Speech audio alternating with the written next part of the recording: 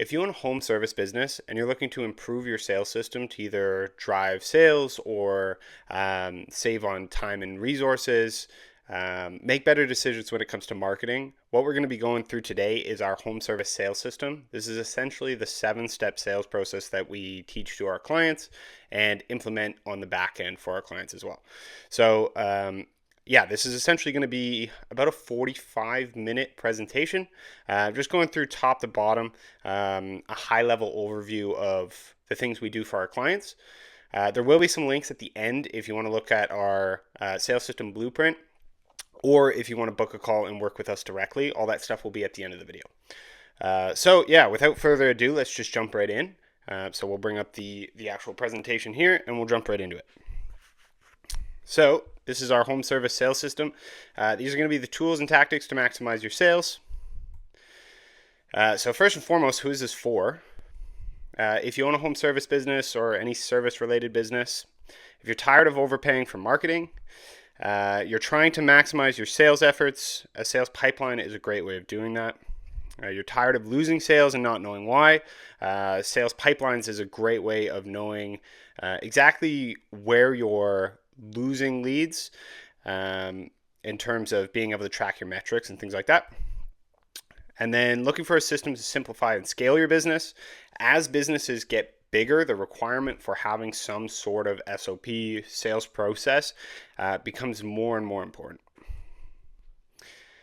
And lastly, you don't want the constant stress of not knowing when or where your next sale is coming from. So this ties into the last point really well. And who am I? So my name is Jackson. I've been in sales for nearly a decade now. I've worked in and on multi-million-dollar pipelines across multiple industries from tech, automotive, and healthcare. And now I'm putting all the systems knowledge in one place to create a guide I wish I had when I started. So what are we going to cover? So foundations and mindset is going to be the first one. We'll jump into sales 101, which is just kind of a breakdown of sales. And then the pipeline imperative, what it is and why you need one. Then we're going to break down that 7-stage pipeline that I was saying before. We'll go into systems and metrics at the end and tying it all together. So part 1, what is sales? Sales, well, selling in general is essentially helping people make a decision. So in my perspective, a salesperson's job is to leverage their knowledge on a product to help a consumer or a buyer make an educated decision around what they're buying. That is essentially it. Even in the case of helping somebody make a decision on a product that isn't yours, is still selling. The easiest way of saying this for somebody that doesn't necessarily sell a ton, think of it like you just found an amazing movie, you loved the entire experience. When you go and tell your friend about how awesome that movie is, you're selling the movie. You're helping them make an informed decision about a movie choice based on your previous knowledge. So that is essentially selling. People don't buy drills, they buy holes. This is a pretty popular adage. Essentially what it's saying is people aren't interested in buying products themselves. They're interested in the solution. This is another big reason why I'm a big advocate of selling the dream in terms of what they get, not necessarily what it is that they're buying. And then that means your job is essentially helping them decide that your service is the best solution to solve their problem. So sales always works. If you think sales doesn't work, there's a good chance that you're simply falling behind in one of those or one of these areas. That's Patrick Bet-David. He's a huge sales guy in the industry. I highly recommend checking out any of his videos, especially his earlier ones that kind of go over the overall sense of sales.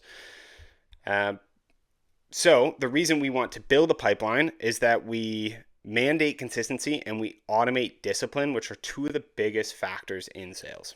So I made a small chart here. At the top, we have product. I put those both at the same. They're a big part of sales, is that you're obviously selling a product or service. We have consistency, systems, automation, discipline. Consistency and discipline are going to be the two main areas from a personal perspective. So what the individual person brings to the sales pipeline or the sales process.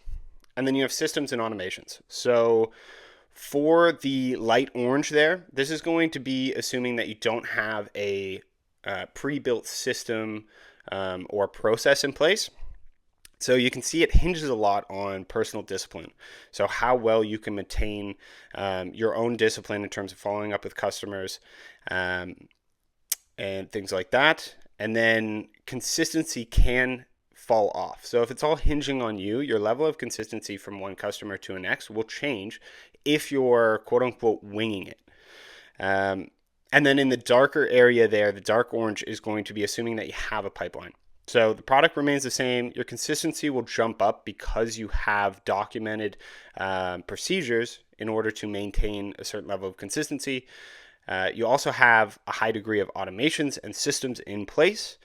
And you can see, again, this is just an example, so this isn't going to be like, the same for every person, but the requirement for discipline falls off, mostly because you have systems and automations picking up the slack there. So there's less need for one specific level of discipline from any individual employee or yourself in your business. So what is a pipeline? A sales pipeline is a visual representation of the steps a potential customer takes from initial contact to becoming a paying customer. It's a framework that allows sales teams to track and manage deals as they move through a sales process, helping to identify bottlenecks, forecast revenue, and ultimately close more deals. Which can sound like a lot of word salad. So in short, it's essentially a map. It lets you know where you're going and you know exactly how you plan on getting there. I'm a big advocate of stages. So one of the big turning points in terms of my sales career was understanding that the sales process is just a series of small stages. And if you know what those stages are, it stops becoming this big complicated mess in terms of getting a customer from not knowing you at all to being a loyal customer into individual stages that we just need to push people along inch by inch. So that was a big change in terms of my perspective around sales, is that instead of having to, take down this massive scary dragon in one swipe, it became a game of just little baby paper cuts along the way, which is a lot less intimidating. The idea of having a pipeline is we want to write all that down, structure it in one place, and then we know exactly where we're bringing people along each step of the way. So you might be thinking, I have enough on my plate. Why do I need a pipeline to worry about too? So the big main things is we're going to ensure discipline, like I said. You get a predictable level of growth and you get better marketing decisions. So what I mean by that is if you're spending X amount of dollars on marketing and you don't have a predictable sales process, meaning you don't know how efficient it is, you don't know how well it's working because you can't compare and contrast that to, say, last month or the quarter before because things are changing and you're not doing things the same. You have no idea how effective your marketing is, meaning you're making poor marketing decisions, ultimately meaning you're paying more for marketing than you need to. Maximizes your conversions. So in my mind, there is a series of levers at each individual stage that you can pull to maximize the efficiency of each stage. Meaning if you do X, it will increase your probability of success for each one of those stages. Building loyalty and trust. When you have a predictable or consistent level of customer service, it builds a lot of brand loyalty. It also builds a lot of trust when people recommend you to somebody else and they get the same level of service. And then reduces time constraints and stress. This has a lot to do with SOPs, systems, and automations. So when you can automate a lot of the process, it greatly reduces the amount of time you got to spend on certain parts of the process, especially if you're doing them manually now, and it can cut a lot of the stress involved with that. So let's jump into it. So this is going to be part 2. This is where we're going to go over your actual pipeline framework. So the way that I have it broken down and what I've found works the best in terms of an overarching strategy is 7 individual steps Of course, people will do it in 4 or 5. Some do it in 10, 11. Depending on what kind of business that you're running, this may change a little bit, but this is a good starting point. So this is going to focus on, like I said, the 7 main levers that I see in sales processes, and what I find to be the most effective building blocks. So that's going to be your introduction. So your first impression on a customer, qualifying the lead, booking and appointments, presentation, so on-site visits and things like that, or if you're somebody that hands out quotes. You have your follow-up, which is just going to be your series of communication after you make your presentation. Review and referral, I think, is a very important step, especially if you're trying to maintain a certain level of brand identity. You want to build trust, you want to build loyalty, things like that. Reviews and referrals, or at least having a process. I don't know why I can't say that word today. At least having a process in place to get reviews and referrals on a consistent basis is super important. And then lastly is nurture. So short and long-term nurture, and that is with unclosed leads, dead leads, or your existing customer base, past clients, things like that. So what you're intending to do with that nurture will change, but I do think it's important to have that as a step in the process as well. So introduction, speed is value. This is your first interaction with a new prospect. First impressions are everything, and the 2 things that we notice as the most important part of your first introduction is going to be speed and professionalism. So speed is how fast you respond to a lead. I'll show you some metrics in terms of how important that really is. And I can't understate this enough. Speed is going to be one of the highest levers in terms of your overall conversion rate. And then professionalism. So the bar is often set very low in terms of how customers are treated, and it goes a very long way in terms of referrals and brand loyalty, in terms of your overall level of professionalism. So why this matters. So you'll see I put a little graph here. Responding quickly to new inquiries isn't just polite, it's a critical conversion factor. Leads go cold fast, which I think anyone in the industry will know, and your competitors are waiting to pounce. So what you want to do is you want to be the first, and you want to be remembered. So this goes back to the speed and professionalism. So let's see. So 78% of customers buy from the first company they respond that responds to their inquiries. So this was an overall study that was done across multiple industries. So it might not be 78% for your industry specifically, but across multiple industries, the metric is 78% of customers are going with the company that follows up with them first. A lot of the times, people want to maintain a conversation with one person, or typically will maintain a conversation with one person. So if you can keep them engaged and keep them, within your sales process, your likelihood of closing that customer, provided that you're fast and professional, is very, very high. Responses within the first minute can boost your conversion rate by 391%. Again, this is not a made-up statistic. This would be from Harvard Business School. They did this metric. You can look it up. I'll also provide a link to it in the description as well, if you want to check that out. And lastly, your competition's average is 47 hours in terms of responding to leads. So, like I said, the bar is on the floor for this one. This again is across multiple industries. I know my history at the dealership that I was at years ago. We were following up probably pretty much on par with that 47 hours, and it's not the only place that I've seen that. So I would say the largest lever you're going to be able to pull in terms of overall conversion rate is following up with leads as quickly as you can. So how do we maximize success in this area?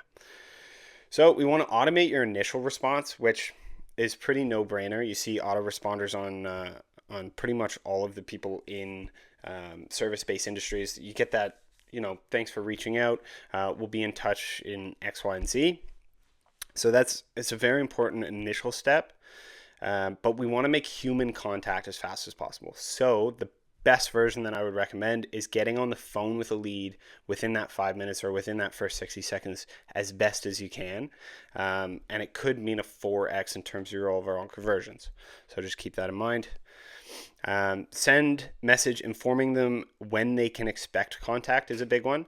So the way that I typically explain this is, although it is not a booked appointment, it's still a commitment, and people will wait on a commitment. So although you don't have a specific time and place in mind, in terms of, we'll come to your house or we'll set up a virtual consult, things like that, if you can have some level of, pseudo booking in terms of somebody reaches out and you say, hey, we're just finishing up a job, or we saw your message.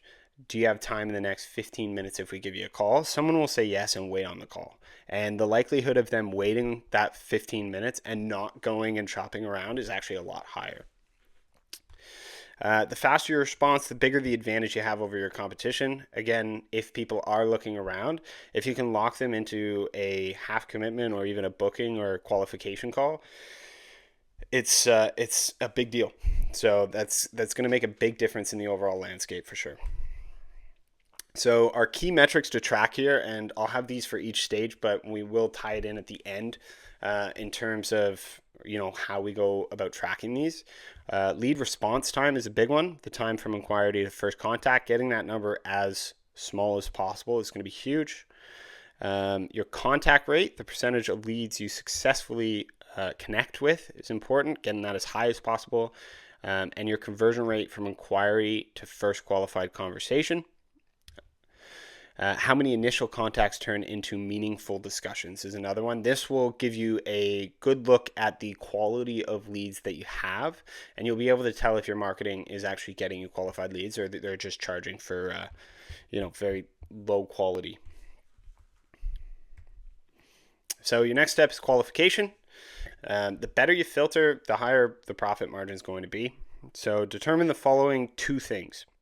It comes down to, is the prospect a good fit for your services, and is your business the right fit for the job? Those are the two main things. When we're trying to find out if the prospect is actually able to make a decision in terms of, you're not wasting their time and they're not wasting your time. The common use case for qualification is something called BANT: budget, authority, need, and timing. So can they afford the service they are requesting? Are they the decision maker? Do they have legitimate need for the service? And do their timelines align with yours? So making sure that they can afford, they're able to actually make the decision, or you're speaking to the decision maker. They have a legitimate need or requirement for the thing that you're doing, and making sure that if you're booking 6 months out, that's not going to be a surprise to them and they're on the same page as you. So why does this matter? On the right, we have qualifying prospects work smarter, not harder. Spending hours on unqualified leads is a profit killer. Learn to identify ideal clients quicker, saving valuable time, focusing your efforts where they count most. So time on qualified leads versus time on unqualified leads, the higher we have in the blue, that means the more valuable your time is going to be. So the main ways of doing this, you get maximized time, reduced frustration, and higher conversion rates. Sorry, I got a little turned around there. So this is the reason why it matters. So maximize time, reduce frustration, higher conversion rates. And how do we maximize success here? So we want to define your ideal customer. We want to standardize your qualification questions. So again, thinking back to BANT, if you have a write-out of what those individual stages are, and then making kind of tailored questions, what we want to ask on the phone when we're qualifying our leads, or even having pre-qualified screenings in terms of how people request a quote is another good one. And the last one is saying no. Turning people down is the easiest way to maximize your success in when it comes to qualification. So just if they're not a good fit, if your timelines don't match up, if they don't seem like they're able to afford the service. And again, as you get better at developing this system, your ability to say no is going to get better because you're going to have the track record in terms of what your qualified leads look like. So key metrics in this area is qualified lead rate. So the percentage of raw inquiries that meet your ideal customer profile criteria and move on to the next stage.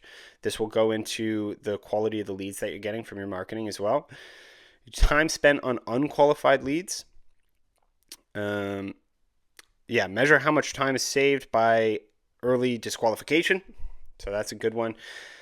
And then conversion rate from qualified leads to appointment/proposals. So this shows the quality of your filtered leads. So third step, booking. So this is securing the next step.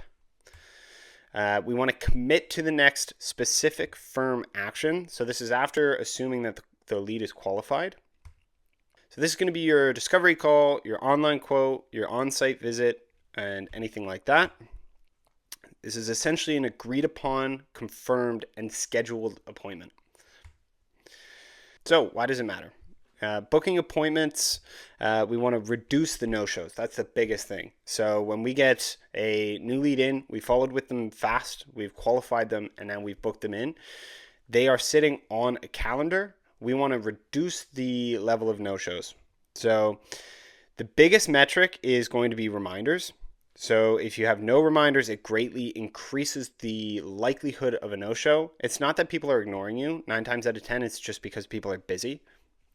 So we want to, nudge them along, provide a very, non-invasive version of saying, hey, just wanted to make sure that you're still coming along. So this automated technique is going to reduce no-shows, streamline your calendar. It enhances professionalism by making sure that they don't feel forgotten about, and it maintains a certain level of momentum as well. So how do we maximize success here? We want to make it as frictionless for customers as possible. So having an online booking system, or while you're qualifying them, you offer to book them at a certain time and date for them. Sending them a calendar invite is another great one. And then we want to automate your appointment reminders. What we've found works the best is going to be 3 days before, and then 24 hours, and then 2 hours before the appointment is where we get the best results. And what you'd really want that to look like is, hey, we just wanted to confirm that your appointment's here. The 3-day and the 24-hour can just be a simple, notification. If they want to reschedule, you give them a reschedule link, or if they want to cancel, you give them a phone or text message or email that they can reach out to. Gives you the opportunity to save the appointment if you can. And then that the 2 hour before, having a little confirm button, so you actually get a push notification that it's been confirmed. And then if it's not confirmed, say 45 minutes before, it gives you the option to just reach out, send them a quick text and say, hey, we missed the confirmation. Are we still on? This will save you time if the appointment does wind up falling through, but it also gives you the added ability to reduce those no-shows. Confirmation requests, like I just said, and then pre-appointment information is another good one. Anything that they need to bring in terms of blueprints, swatches, ideas, things like that is super important to add to it, just so there's no fumbling around during the appointment. If this is something that you do a lot of, you want to be organized as best you can prior to the appointment. Metrics for this one: appointment booking rate, appointment show-up rate or no-show rate, and time spent on scheduling are all things that are going to help you make better decisions. So step 4, we have presentation. We want to become the advisor. So the actual concept of making a proper presentation, you can talk about this stuff for hours in terms of doing the know, like, try, buy, how to build rapport and how to build trust and this, that, and the other. So this is going to be a very top level thing. We will go into 4.5 as a middle step here, just because I think it was worth adding. But just keep in mind, this is going to be a very high level overview. There's a little bit more information in terms of closing and building rapport and trust and things like that in our blueprint, which will be both linked in the description below, but I'll also add a small link in here as well, which if you do want to go into more detail, it's all in there for you. So the biggest things is building trust, building rapport, selling the dream. Just like I said, how we don't buy drills, we buy holes. If somebody's trying to, say, build a back deck, they're not thinking necessarily about the wood or how many screws it's going to take or what the timeline is going to look like or things like that. They're thinking about backyard barbecues and nights out on the patio and other things you do on a back deck. I clearly don't own a back deck. But that's the point. So when we're, becoming an advisor or having those on-site visits, we really want to talk about, what they're getting out of the space that they're talking about or what they're getting out of the work that you're going to be doing. And then last is going to be handling objections. So I talk a little bit more about this in the next few slides. So I'll touch on that in a bit. So why does this matter? We want to close with confidence. This is your moment to shine. Building rapport, selling the dream, and confidently handling objections are crucial for converting a visit into a signed contract. In the perfect world, we want to close almost all of our deals in person, if that's a possibility, or post-quote, whatever your sales process looks like. But we want to close while you're with them in person. Your professionalism.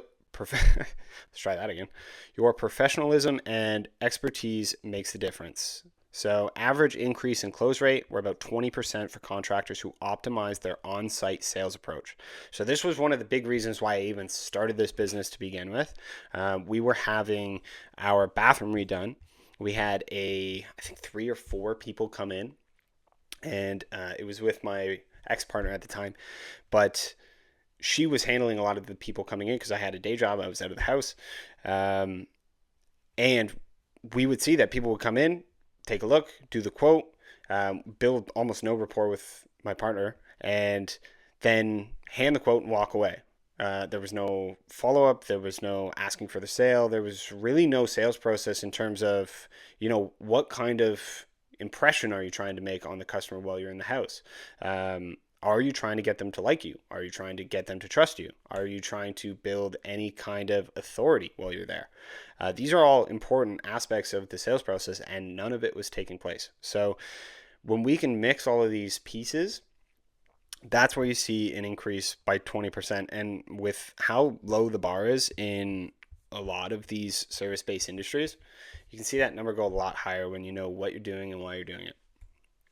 So we want to build deep trust. We want to obviously accurately scope the job. We want to address concerns directly. Selling the dream is another important one. Why did we want to get the bathroom redone? None of them knew that. None of them asked. And then you want to differentiate yourself.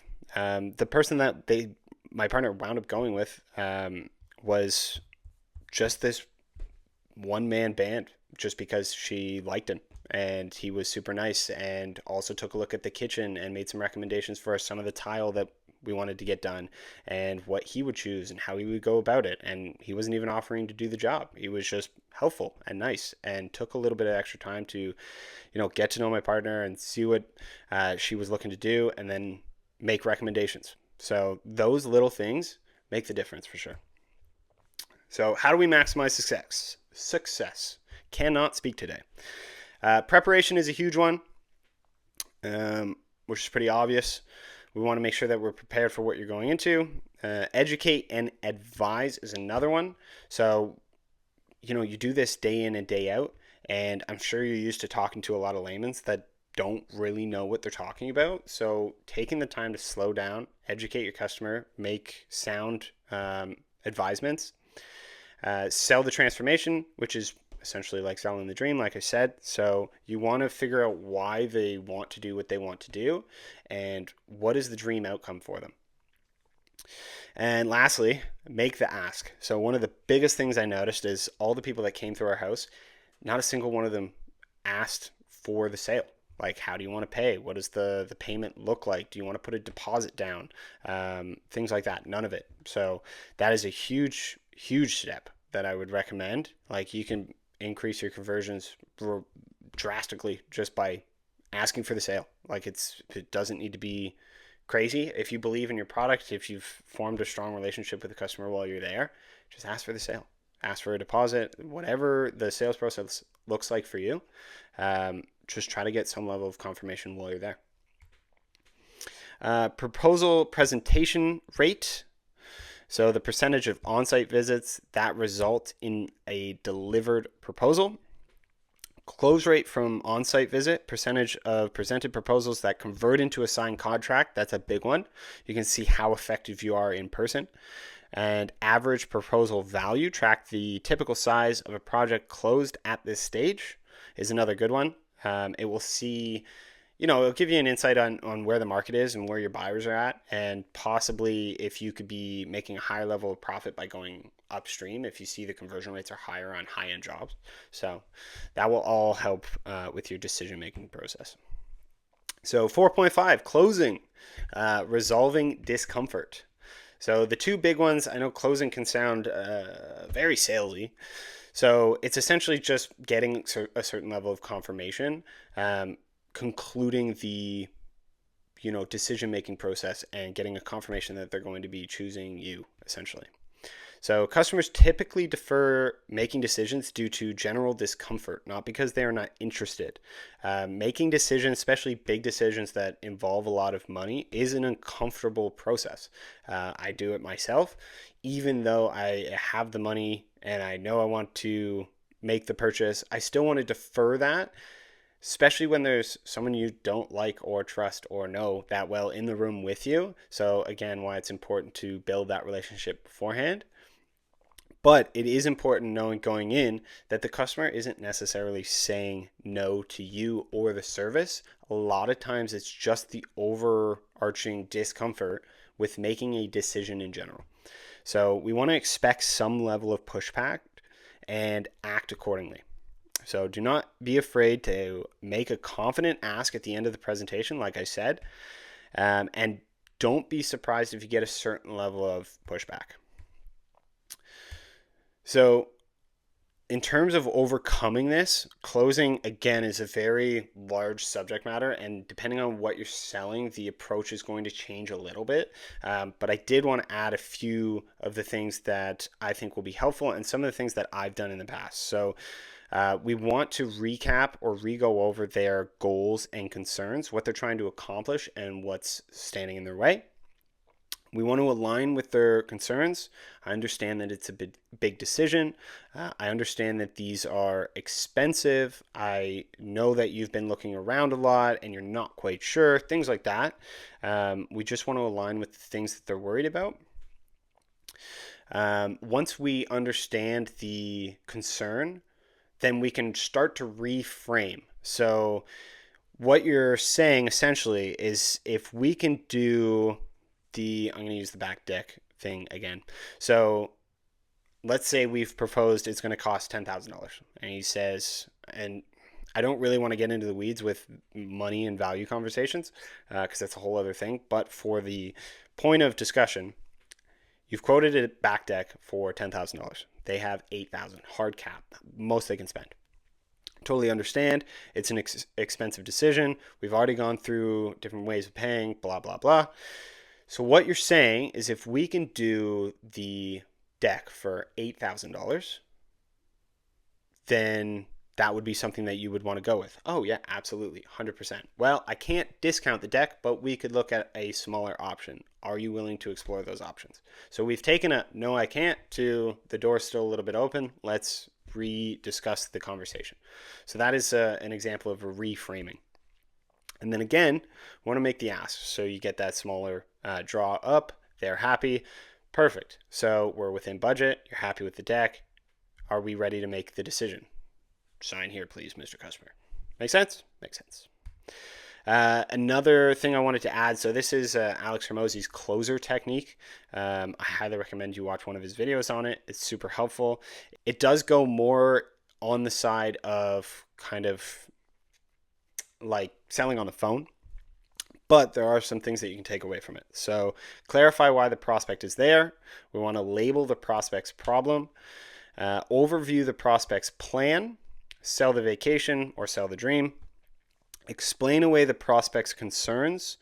So we have to figure out what they are, and then reframing and aligning with the concerns is a big way of doing that. And then we want to reinforce the prospect's decision. So that is at the tail end when they've already made a decision. You've shaken their hand. You say, you made a really good choice. We're going to take really good care of you, things like that. So yeah, I would check that out for sure. And don't get intimidated by how crazy closing can be as an overall concept. These are the main things. So follow up. So this is assuming that we have not closed the client. So this is the disciplined process of remaining in contact with prospects that didn't buy immediately. Most won't close right away. So I don't expect a lot of you to be, high velocity closers. I'm not one myself. So yeah, most of them aren't going to close right away. Most of your business is going to be in the follow-up. So how consistently can you follow up and keep that conversation and touch points alive? So why does it matter? So the fortune is in the follow-up. Most sales are lost due to insufficient follow-up. A consistent value-driven follow-up strategy turns initial interest into signed projects, ensuring your proposals don't die in the inbox. So I'll show you a stat in a sec, but this is no follow-ups, and this is the, acceptance rate? Sorry, that's really small and on the side. So yeah, no follow-ups, we're sitting around 10%, which is still pretty good. 1 to 2 follow-ups boost that number, and then 3 to 5 follow-ups. And you can see it's going higher and higher. So the majority of sales require multiple touches. Inconsistency here is the single biggest leak in most sales pipelines. So it's not necessarily, here I'll go back. It's not necessarily the biggest lever that you can pull to increase your conversion, but this is the main thing that most sales pipelines are missing. Staggering 80% of sales require 5 or more follow-up interactions after the initial contact or proposal. That's by Marketing Donut or Serious Decisions. You can check out their websites online. And yet a disheartening 44% of salespeople give up after just 1 follow-up attempt, and 92% stop after 4 or fewer. So I don't know if you've ever seen that picture of 2 guys. I'll put up the photo there so you can see. But it's essentially 2 miners. One's very close to hitting diamond, turning back, and the other one keeps trucking along. So I'm sure you can see which one that you'd like to be. So how to maximize success? We want to develop a multi-touch sales cadence. A sales cadence is essentially a predetermined what, how many, and how many times different touch points. It's a predetermined map. So on day 1, I'm going to send them an email. On day 2, I'm going to follow up with a phone call. On day 3, I'll send them a text message, things like that. So developing a multi-touch, and by multi-touch, I mean email, phone, and text, is going to be the first step. We want to provide value with each one of those touches. So whether it's suggestions, incentives, discounts, anything like that, we want to add some level of value instead of, hey, are you still interested, or haven't heard from you? Yeah, things like that. So we want to personalize your messages. So please, please, please use their first names, or Mr. or Mrs. if that's the relationship you have, but use their name, and try to reference something about the interaction. So this makes it feel like it's not just a random automated message. So vary your messages in medium. Like I said, emails, phone calls, text messages. Phone calls are always going to work the best, but you want to mix it up there. And know when to break up. So when a lead is no longer responsive after a certain level of time, it's very natural to want to keep following up or fire up some dead leads and things like that. But knowing when to end the conversation is important as well. They still do get added to some level of long-term nurture where you'll just hit them with automated touch points across a longer time frame. But in terms of the ones that are actually pulling from your resources, in terms of your spending time trying to get into contact with them, we want a cutoff point. So key metrics to track here is proposal acceptance rate, average number of follow-ups per closed deal. So that's a really good one in terms of you can find the sweet spot with your current process. And as you get better, you can start to see what decisions you're making that is driving that number lower and lower. Follow-up engagement rate, so email open, click rates, call connections, things like that. That can become pretty nuanced, but depending on the system that you have, it's a good one to track. So reviews and referrals. We want to leverage your base of satisfied customers to generate high-quality leads and build brand authority. And then we want to make the request at the point of peak satisfaction with every customer every time. And the way that we do that is through automation. So why does this matter? Reviews and referrals. Reviews and referrals, your best free leads. Word of mouth is still the king in contracting. Actively soliciting reviews and cultivating a referral network provides pre-qualified low-cost leads that convert at a much higher rate. That's essentially, it says it all right there. So we get higher conversion rates, lower acquisition costs, so the cost to actually get a new customer in the door. Builds credibility and trust on the review side.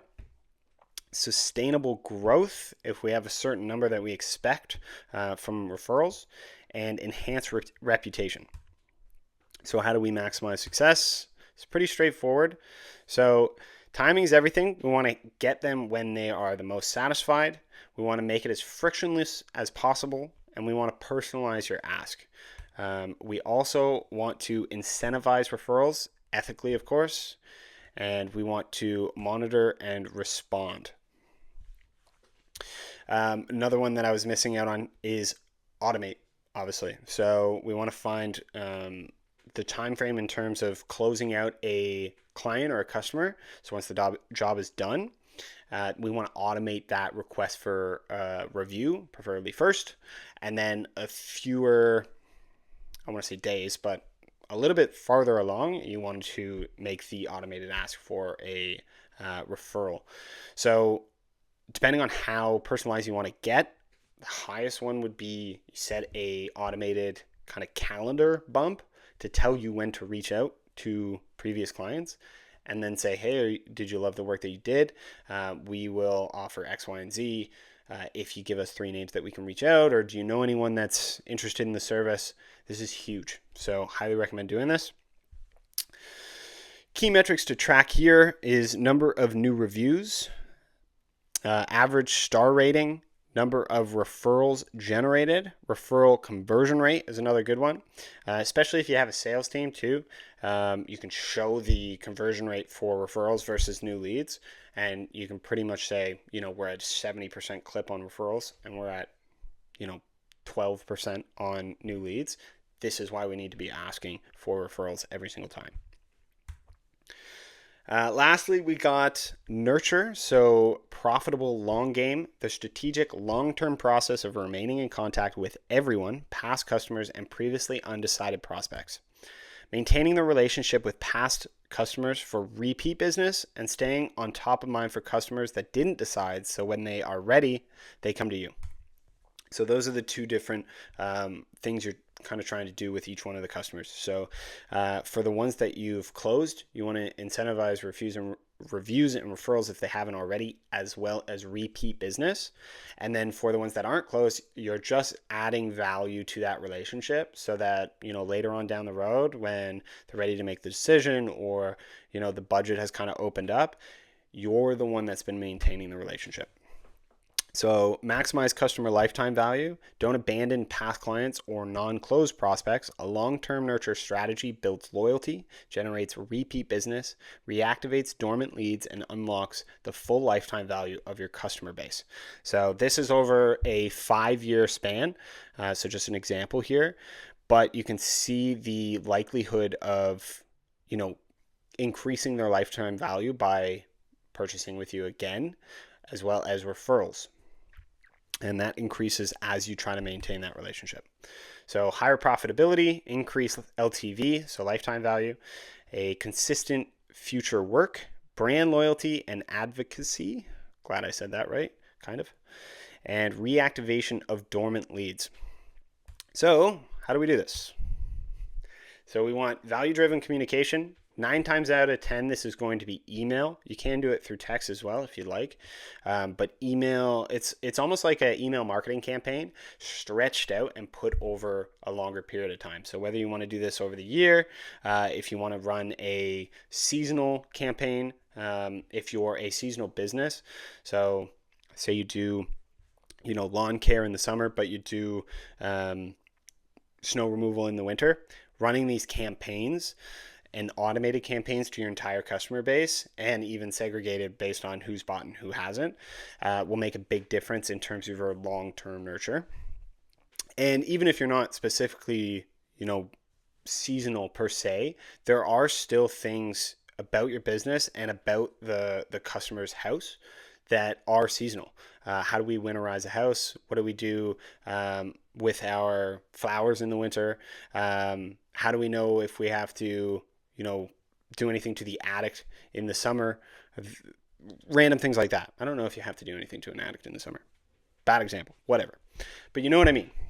So by adding these value-driven things based on the time of year, seasonality, whatever the case may be, adds a lot of value.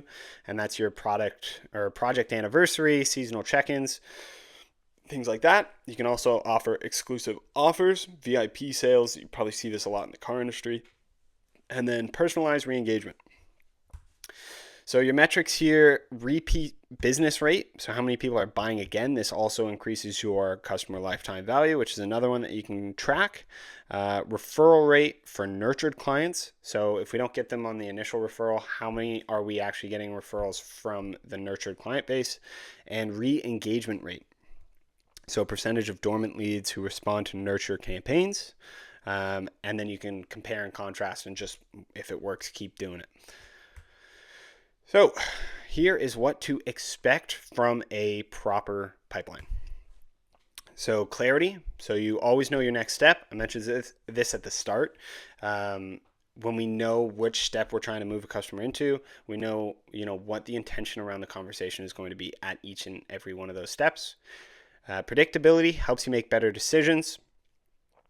Efficiency, better use of time and resources. Profitability, no more pricing wars. And self-sustaining, so brand and customer base. This is on the review and referral side. And part 3, so tying it all together here. Discipline. Sales only work with discipline and consistency. A proper pipeline ensures both. Systems, anything repeatable should be documented. Automation. Using our simple CRM, which I'll show you in a little bit here, or third-party tools to automate reminders, review requests, follow-ups, communications, etc. If you want to use our automations, you can find all the automations for each stage in our pipeline blueprint. This is a full guide that goes into more detail about each and every one of those steps. It gives you examples on how to set up your automations, little SOPs, things like that. So that can be found at tradeuptactics.com/getyourguide. There will also be a link in the description for you. Now, so metrics. So if you noticed, we have quite a few of these popping up as you go, and it can get pretty overwhelming. So you might be thinking to yourself, how do I go about tracking all of this stuff? Well, the answer is a dashboard.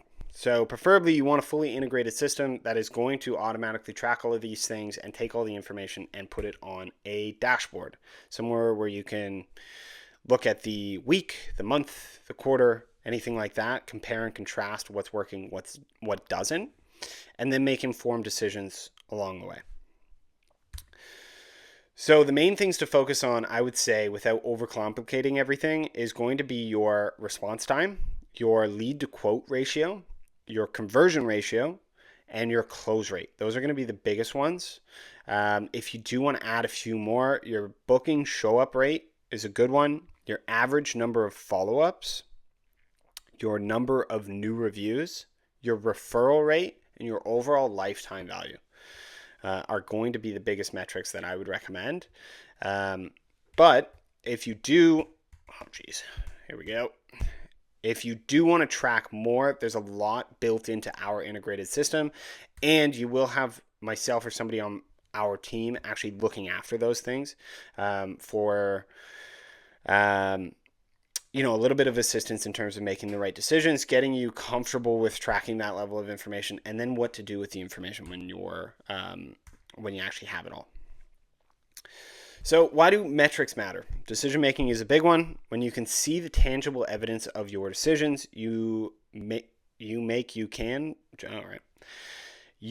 can make clear confidence decisions. Really thought I proofread this. Resources. 20% of your actions account for 80% of your results. I'm sure I'm not the first person to tell you that. Tactical tracking helps you find those actions fast and cut down unnecessary time and resources and cut down on unnecessary time and resource spend. And scaling. If you plan on growing your business in the future, you need to know the details. They may be easy to track now, but they will not be in the future. So the conclusion, what have we gone over so far? We want to build a pipeline that works for you. We want to automate as much of the work as you can, or what's feasible or what makes sense. Focus on moving prospects stage by stage. That's a big one. Track what works and what doesn't. Keep what works and kill what doesn't. And download the pipeline blueprint for references, which will be right here. Again, a link of that in the description for you. And if you want to work with us, you get one-on-one support, pre-built plug-and-play pipelines. So everything that I've went over is already baked into our system. So if you want all of that without having to build each individual step, it's there. Full automation stack ready to go from day one. So all the automations and systems are already pre-built and ready to go right when you launch onto the platform. And you get the fully integrated dashboard. So that dashboard and all those metrics that I was talking about tracking are already available right from day one. So all of this stuff will be linked in the description below. So if you want to book a call and see what our service looks like, that will be the first one. That pipeline blueprint that I've referenced a few times, that will be at tradeuptactics.com/getyourguide. And then if you want to join our email newsletter where we go into each of these concepts in more depth, I would highly recommend joining the newsletter, which will be tradeuptactics.kit.com. And yeah, that is it. If you have any comments, questions, concerns, anything like that, drop them into the description below. I would love to hear it. If you think it's been helpful, or if I was totally off base and you do it completely different, I would love to hear that feedback. So yeah. I will be adding a few more of these videos down the line. So if you want to subscribe, if you want to leave a like, a comment, anything like that, it is super helpful. And I appreciate your time, and we'll catch you in the next one. Take care.